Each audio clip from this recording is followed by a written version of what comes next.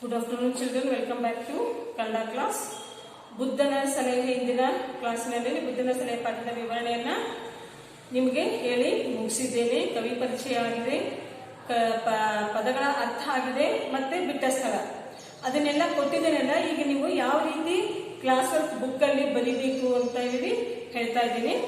Class work book ಅನ್ನ ಮೊದಲೇನ್ ಮಾಡಿ ಸ್ಕೂಲಲ್ಲಿ ಕೊಡ್ತಾ ಇದ್ದಾರೆ, ಪರ್ಚೇಸ್ ಮಾಡ್ಕೊಳ್ಳಿ. ಕ್ಲಾಸ್ ವರ್ಕ್ ಬುಕ್ ತೆಗೆದುಕೊಂಡು ಏನ್ ಮಾಡ್ಬೇಕು ನೀವು, ಫಸ್ಟ್ ಬುದ್ಧನ ಸಲಹೆ ಪಾಠದ ಹೆಡ್ಡಿಂಗ್ ಬರೀರಿ, ಇವತ್ತಿನ ಡೇಟ್ ಹಾಕ್ರಿ, ನಂತರ ಬುದ್ಧನ ಚಿತ್ರವನ್ನ ತೆಗೀರಿ, ಅದಕ್ಕೆ ಏನ್ ಹಾಕ್ರಿ, ಕಲರ್ ಹಾಕ್ರಿ ಅದಕ್ಕೆ ಬುದ್ಧನ ಚಿತ್ರಕ್ಕೆ. ನಂತರ ಏನ್ ಮಾಡ್ಬೇಕು ನೀವು, ಪದಗಳ ಅರ್ಥ ಬರೀರಿ. ಪದಗಳ ಅರ್ಥ ಬರೆದಾದ್ಮೇಲೆ ಲೇಖಕಿಯ ಪರಿಚಯ ಸ್ಟೆಪ್ ಬೈ ಸ್ಟೆಪ್ ನ ಆಲ್ರೆಡಿ ಕ್ಲಾಸಲ್ಲಿ ಬರೆದಿದ್ದೆ, ಅದನ್ನೇ ಬರ್ಕೊಳ್ಳಿ. ತದನಂತರ ಏನ್ ಮಾಡ್ಬೇಕಂದ್ರೆ ಬಿಟ್ಟ ಸ್ಥಳ ಬರ್ಕೊಳ್ರಿ, ಅದನ್ನು ಸಹಿತ ಹಿಂದಿನ ಕ್ಲಾಸ್ನಲ್ಲಿ ನಾನು ಕೊಟ್ಟಿದ್ದೇನೆ. ಈಗ ಇವತ್ತೇನ್ ಮಾಡೋಣ ಅಂತ ಹೇಳಿದ್ರೆ, ಒಂದು ವಾಕ್ಯದಲ್ಲಿ ಉತ್ತರಿಸಿರಿ. ಅದನ್ನ ಈಗ ನಿಮ್ಗೆ ಹೇಳ್ಕೊಡ್ತೇನೆ, ನಾ ಬೋರ್ಡಲ್ಲಿ ಬರಿತೇನೆ. ಅದನ್ನ ಏನ್ ಮಾಡ್ಬೇಕು, ಕಲಿತು ನೀವು ಏನ್ ಮಾಡ್ಬೇಕು, ಲರ್ನ್ ಮಾಡಿ ಕ್ಲಾಸ್ ವರ್ಕ್ ಬುಕ್ ಅಲ್ಲಿ ಬರಿಬೇಕು ವಿದ್ಯಾರ್ಥಿಗಳಿಗೆ. ಫಸ್ಟ್ ಕ್ವಶನ್, ಗಂಗಾ ನದಿ ಎಲ್ಲಿ ಹುಟ್ಟಿ ಯಾವ ಸಮುದ್ರವನ್ನು ಸೇರುತ್ತದೆ? ಗಂಗಾ ನದಿ ಹೇಮಕೂಟ ಪರ್ವತದಲ್ಲಿ ಹುಟ್ಟಿ ಬಂಗಾಳ ಸಮುದ್ರವನ್ನು ಸೇರುತ್ತದೆ. ಅದನ್ನು ಬರಿತೇನೆ ಈಗ. ಗಂಗಾ ನದಿ ಎಲ್ಲಿ ಹುಟ್ಟಿ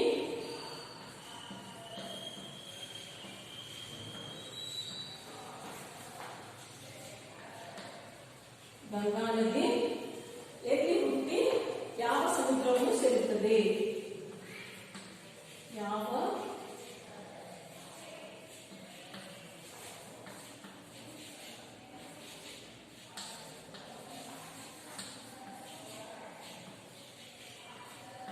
ಕ್ವಶನ್ ಮಾರ್ಕ್.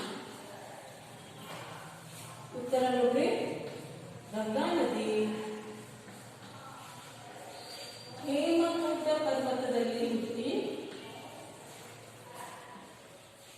ಹೇಮಕೂಟ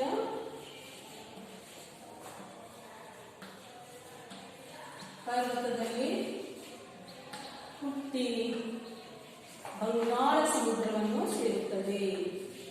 ಬಂಗಾಳ ಸಮುದ್ರವನ್ನು ಸೇರುತ್ತದೆ.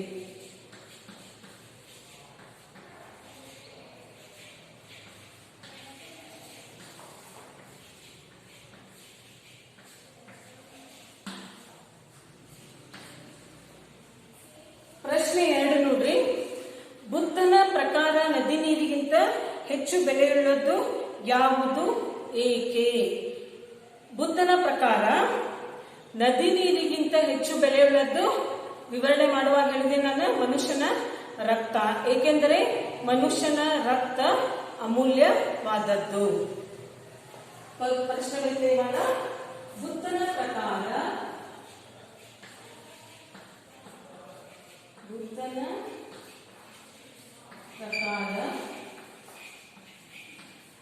ನದಿ ನೀರಿಗಿಂತ ಹೆಚ್ಚು ಬೆಲೆಯುಳ್ಳದ್ದು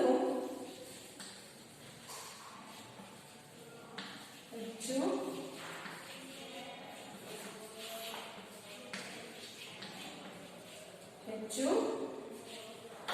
ಬೆಲೆಯುಳ್ಳದ್ದು ಯಾವುದು, ಏಕೆ?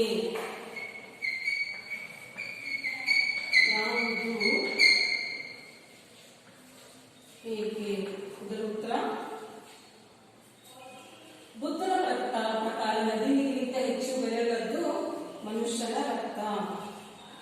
ಬುದ್ಧನ ಪ್ರಕಾರ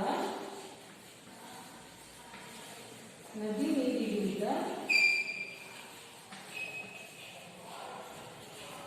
ಹೆಚ್ಚು ಬೆಲೆಯುಳ್ಳದ್ದು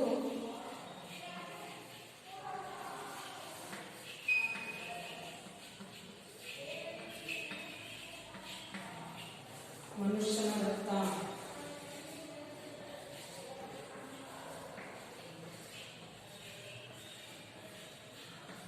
ಏಕೆಂದರೆ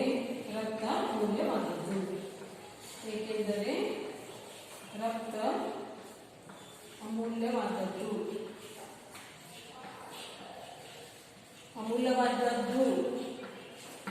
ಅಮೂಲ್ಯ ಅಂದ್ರೆ ಹೆಚ್ಚು ಬೆಲೆಯುಳ್ಳದ್ದು ಅಂತ ಹೇಳಿ ಅರ್ಥ. ಪ್ರಶ್ನೆ 3,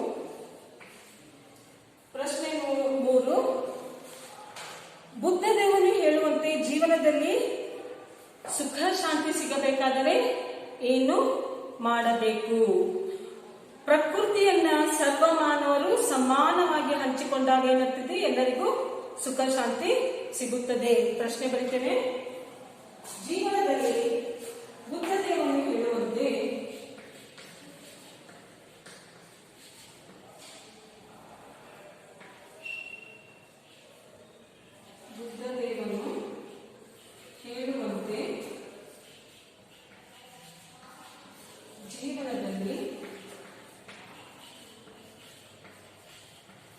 ಜೀವನದಲ್ಲಿ ಸುಖ ಶಾಂತಿ ಸಿಗಬೇಕಾದ್ರೆ ಏನು ಮಾಡಬೇಕು? ಸುಖ ಶಾಂತಿ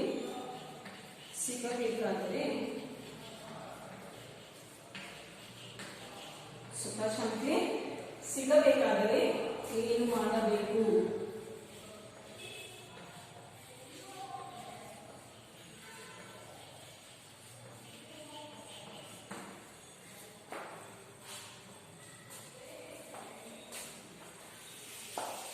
ಉತ್ತರ: ಪ್ರಕೃತಿಯನ್ನು ಸರ್ವ ಮಾನವರು ಸಮಾನವಾಗಿ ಹಂಚಿಕೊಂಡಾಗ, ಪ್ರಕೃತಿಯನ್ನ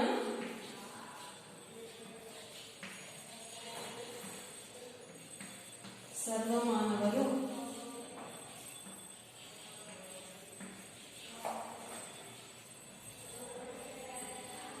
ಸಮಾನವಾಗಿ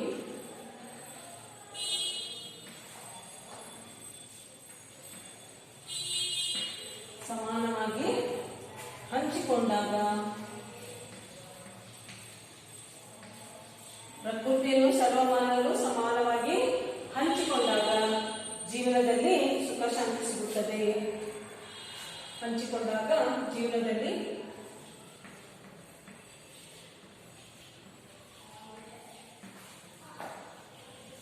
ಸುಖ ಶಾಂತಿ ಸಿಗುತ್ತದೆ.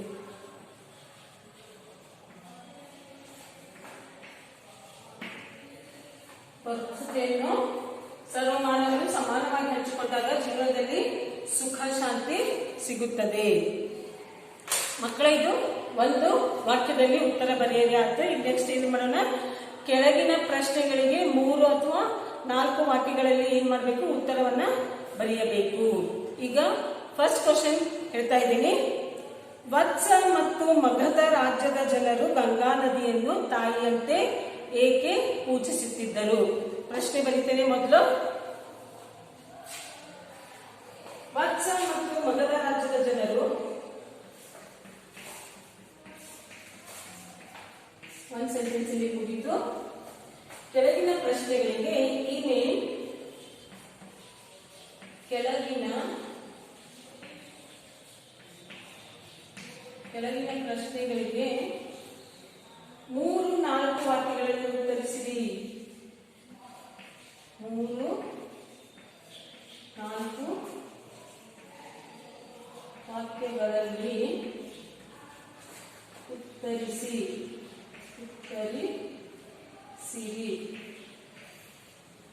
ಉತ್ತರಿಸಿರಿ.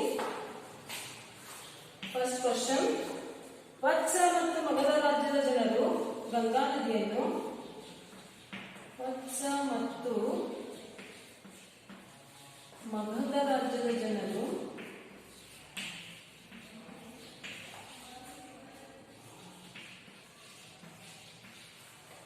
ಗಂಗಾ ನದಿಯನ್ನು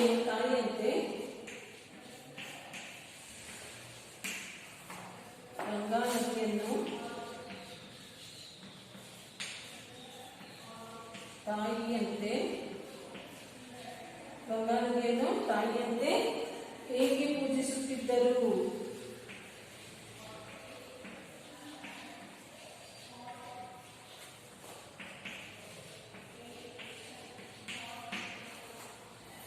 ಉತ್ತರ: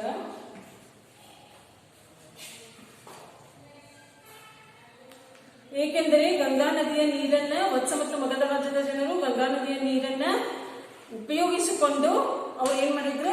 ಸುಖವಾಗಿದ್ರು. ಅವರ ನೆಲ ಏನೇನಿತ್ತು? ಸಸ್ಯ ಶ್ಯಾಮಲವಾಗಿತ್ತು. ಅವಾಗ ಅವ್ರು ಏನಂತ ಇದ್ರು? ಗಂಗಾ ನದಿಯಿಂದ ತಮಗೆ ಅನ್ನ ನೀಡುವ ತಾಯಿ ಅಂತೇಳಿ ಹೇಳ್ತಾ ಇದ್ರು. ಉತ್ತರ: ಗಂಗಾ ನದಿಯ ನೀರಿನಿಂದ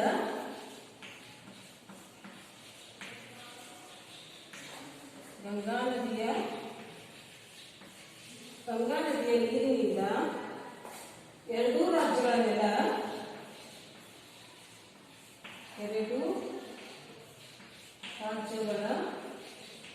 ನೆಲ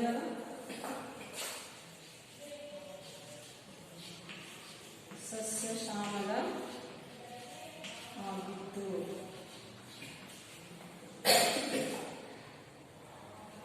ಎತ್ತ ನೋಡಿದರು ಹಸಿರು ತುಂಬಿ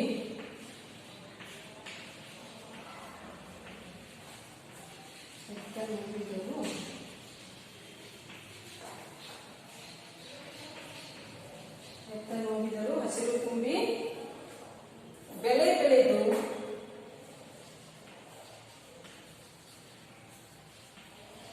ಹಸಿರು ತುಂಬಿ ಬೆಳೆ ಬೆಳೆದು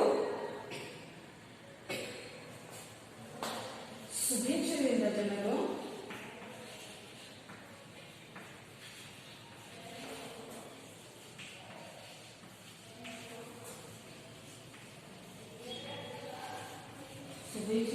ಜನರು ಸುಖವಾಗಿದ್ದರು. ಆದ್ದರಿಂದ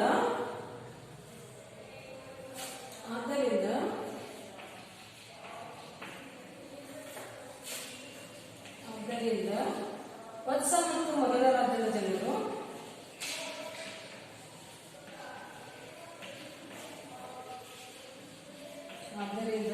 ಮತ್ತು ಮಗಧ ರಾಜ್ಯದ ಜನರು ಗಂಗಾ ನದಿಯನ್ನು ತಾಯಿಯಂತೆ ಪೂಜಿಸುತ್ತಿದ್ದರು. ಗಂಗಾ ನದಿಯನ್ನು ತಾಯಿಯಂತೆ ಪೂಜಿಸುತ್ತಿದ್ದರು.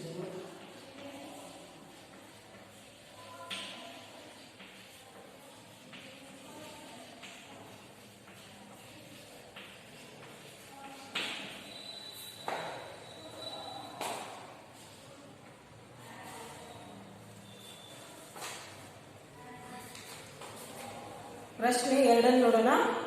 ವತ್ಸ ಮತ್ತು ಮಗಧ ರಾಜ್ಯಗಳ ನಡುವೆ ದ್ವೇಷ ಏಕೆ ಹೆಚ್ಚಾಯಿತು? ವತ್ಸ ಮತ್ತು ಮಗಧ ರಾಜ್ಯಗಳ ನಡುವೆ ದ್ವೇಷ ಏಕೆ ಹೆಚ್ಚಾಯಿತು? ಪ್ರಶ್ನೆಯನ್ನು ಬರ್ತೀನಿ. ವತ್ಸ ಮತ್ತು ಮಗಧ ರಾಜ್ಯಗಳ ನಡುವೆ ವತ್ಸ ಮತ್ತು ಮಗಧ ರಾಜ್ಯಗಳ ನಡುವೆ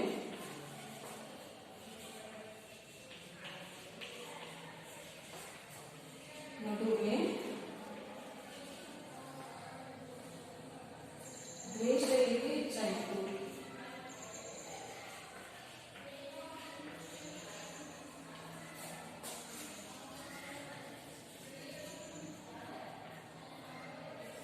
ದ್ವೇಷ ಏಕೆ ಹೆಚ್ಚಾಯಿತು?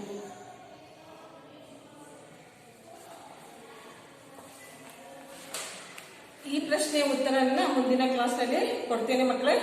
ಒಂದ್ಸಲ ನಿಮ್ಗೆ ಏನ್ ಮಾಡ್ತೇನೆ, ಕ್ವಶನ್ ಆನ್ಸರ್ಸ್ ನಿಮ್ಗೆ ಅನ್ನಿಸ್ಬಿಡ್ತೇನೆ. ಅಂದ್ರೆ ನಿಮ್ಗೆ ಏನಾಗುತ್ತೆ, ಲರ್ನ್ ಮಾಡ್ಲಿಕ್ಕೆ ಈಸಿ ಆಗುತ್ತೆ. ಕೆಳಗಿನ ಪ್ರಶ್ನೆಗಳಿಗೆ ಒಂದು ವಾಕ್ಯದಲ್ಲಿ ಉತ್ತರಿಸಿರಿ. ಗಂಗಾ ನದಿ ಎಲ್ಲಿ ಹುಟ್ಟಿ ಯಾವ ಸಮುದ್ರವನ್ನ ಸೇರುತ್ತದೆ? ಗಂಗಾ ನದಿ ಎಲ್ಲಿ ಹುಟ್ಟಿ ಯಾವ ಸಮುದ್ರವನ್ನ ಸೇರುತ್ತದೆ? ಉತ್ತರ: ಗಂಗಾ ನದಿ ಹೇಮಕೂಟ ಪರ್ವತದಲ್ಲಿ ಹುಟ್ಟಿ ಬಂಗಾಳ ಸಮುದ್ರವನ್ನು ಸೇರುತ್ತದೆ. ಗಂಗಾ ನದಿ ಹೇಮಕೂಟ ಪರ್ವತದಲ್ಲಿ ಹುಟ್ಟಿ ಬಂಗಾಳ ಸಮುದ್ರವನ್ನು ಸೇರುತ್ತದೆ. ಪ್ರಶ್ನೆ 2: ಬುದ್ಧನ ಪ್ರಕಾರ ನದಿ ನೀರಿಗಿಂತ ಹೆಚ್ಚು ಬೆಲೆಯುಳ್ಳದ್ದು ಯಾವುದು, ಏಕೆ? ಪ್ರಶ್ನೆ: ಬುದ್ಧನ ಪ್ರಕಾರ ನದಿ ನೀರಿಗಿಂತ ಹೆಚ್ಚು ಬೆಲೆಯುಳ್ಳದ್ದು ಯಾವುದು, ಏಕೆ? ಉತ್ತರ ನೋಡಿ. ಬುದ್ಧನ ಪ್ರಕಾರ ನದಿ ನೀರಿಗಿಂತ ಹೆಚ್ಚು ಬೆಲೆಯುಳ್ಳದ್ದು ಮನುಷ್ಯನ ರಕ್ತ, ಏಕೆಂದರೆ ರಕ್ತ ಅಮೂಲ್ಯವಾದದ್ದು. ಉತ್ತರ ನೋಡಿ, ಒಂದ್ಸಲ ಹೇಳ್ತೀನಿ. ಬುದ್ಧನ ಪ್ರಕಾರ ನದಿ ನೀರಿಗಿಂತ ಹೆಚ್ಚು ಬೆಲೆಯುಳ್ಳದ್ದು ಮನುಷ್ಯನ ರಕ್ತ, ಏಕೆಂದರೆ ರಕ್ತ ಅಮೂಲ್ಯವಾದದ್ದು. ಪ್ರಶ್ನೆ 3: ಬುದ್ಧ ದೇವರು ಹೇಳುವಂತೆ ಜೀವನದಲ್ಲಿ ಸುಖ ಶಾಂತಿ ಸಿಗಬೇಕಾದರೆ ಏನು ಮಾಡಬೇಕು? ಮೂರನೇ ಪ್ರಶ್ನೆ ನೋಡಿ ಮಕ್ಕಳೇ. ಬುದ್ಧ ದೇವರು ಹೇಳುವಂತೆ ಜೀವನದಲ್ಲಿ ಸುಖ ಶಾಂತಿ ಸಿಗಬೇಕಾದ್ರೆ ಏನು ಮಾಡಬೇಕು? ಉತ್ತರ: ಪ್ರಕೃತಿಯನ್ನ ಸರ್ವಮಾನವರು ಸಮಾನವಾಗಿ ಹಂಚಿಕೊಂಡಾಗ ಏನಾಗುತ್ತದೆ, ಜೀವನದಲ್ಲಿ ಸುಖ ಶಾಂತಿ ಸಿಗುತ್ತದೆ. ಪ್ರಕೃತಿಯನ್ನ ಸರ್ವಮಾನವರು ಸಮಾನವಾಗಿ ಹಂಚಿಕೊಂಡಾಗ ಜೀವನದಲ್ಲಿ ಸುಖ ಶಾಂತಿ ಸಿಗುತ್ತದೆ. ಈಗ ನೋಡ್ರಿ, ಒಂದು ವಾಕ್ಯದಲ್ಲಿ ಬರೆಯಲಿ ಪ್ರಶ್ನೆಗಳು 4 ಇದಾವ, ಅದನ್ನು ಕೊಟ್ಟಿದ್ದೇನೆ. ಅದರ ನಂತರ ಈಗೇನು ಅದು ಏನಿದೆ, ಕೆಳಗಿನ ಪ್ರಶ್ನೆಗಳಿಗೆ ನೀವು 3 ಅಥವಾ 4 ವಾಕ್ಯಗಳಲ್ಲಿ ಉತ್ತರವನ್ನ ಬರಿಬೇಕು. ಮೊದಲನೇ ಪ್ರಶ್ನೆ ನೋಡ್ರಿ, ವತ್ಸ ಮತ್ತು ಮಗಧ ರಾಜ್ಯದ ಜನರು ಗಂಗಾ ನದಿಯನ್ನು ತಾಯಿಯಂತೆ ಏಕೆ ಪೂಜಿಸುತ್ತಿದ್ದರು? ಏನಿದೆ ಪ್ರಶ್ನೆ? ವತ್ಸ ಮತ್ತು ಮಗಧ ರಾಜ್ಯದ ಜನರು ಗಂಗಾ ನದಿಯನ್ನ ತಾಯಿಯಂತೆ ಏಕೆ ಪೂಜಿಸುತ್ತಿದ್ದರು? ಉತ್ತರ ನೋಡ್ರಿ, ಗಂಗಾ ನದಿಯ ನೀರಿನಿಂದ ಎರಡೂ ರಾಜ್ಯಗಳ ನೆಲ ಸಸ್ಯ ಶ್ಯಾಮಲವಾಗಿತ್ತು. ಎತ್ತ ನೋಡಿದರೂ ಹಸಿರು ತುಂಬಿ ಬೆಳೆ ಬೆಳೆದು ಸುಭಿಕ್ಷದಿಂದ ಜನರು ಸುಖವಾಗಿದ್ದರು. ಆದ್ದರಿಂದ ವತ್ಸ ಮತ್ತು ಮಗಧ ರಾಜ್ಯದ ಜನರು ಗಂಗಾ ನದಿಯನ್ನು ತಾಯಿಯಂತೆ ಪೂಜಿಸುತ್ತಿದ್ದರು. ಮಕ್ಕಳಿಗೆ ಈಗ 2-3 ವಾಕ್ಯದಲ್ಲಿ ಬರೆಯಿರಿ. ಅದನ್ನ ಏನ್ ಮಾಡ್ತೀನಿ, ಒಂದೇ ಕೊಟ್ಟಿದ್ದೀನಿ. ಸ್ಥಳದ ಅಭಾವದಿಂದ ಏನ್ ಮಾಡ್ತೇನೆ ನಾನು, ನೆಕ್ಸ್ಟ್ ಕ್ಲಾಸ್ ನಲ್ಲಿ ಏನ್ ಮಾಡ್ತೀನಿ, ನಾನು ಮುಂದಿನ ಪ್ರಶ್ನೆಗಳನ್ನ ತೆಗೆದುಕೊಳ್ತೀನಿ. ಇದನ್ನೆಲ್ಲ ನೀವು ಏನ್ ಮಾಡ್ಬೇಕು, ಕ್ಲಾಸ್ ವರ್ಕ್ ಬುಕ್ ನಲ್ಲಿ ಇವತ್ತು ಬರಿಬೇಕು. ಇದು ನೀಟಾಗಿ ಹ್ಯಾಂಡ್ ರೈಟಿಂಗ್ ಇರಬೇಕು, ಯಾವುದೇ ತಪ್ಪುಗಳನ್ನ ಮಾಡ್ಲಿಕ್ಕೆ ಹೋಗ್ಬೇಡಿ. Neat writing, neat hand writing. ಇಲ್ಲೇ ನಾ ಏನ್ ಮಾಡ್ತೀನಿ, ಹೋಮ್ ಅಸೈನ್ಮೆಂಟ್ ಕೊಟ್ಬಿಡ್ತೀನಿ. ಇಲ್ಲಿ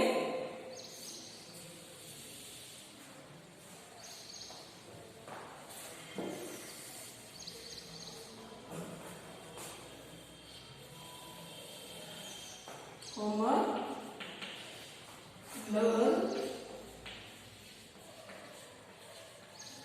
and write in classwork book. Okay children, ಇದೇನಿದೆ ಇವತ್ತಿನ ಹೋಮ್ ಅಸೈನ್ಮೆಂಟ್.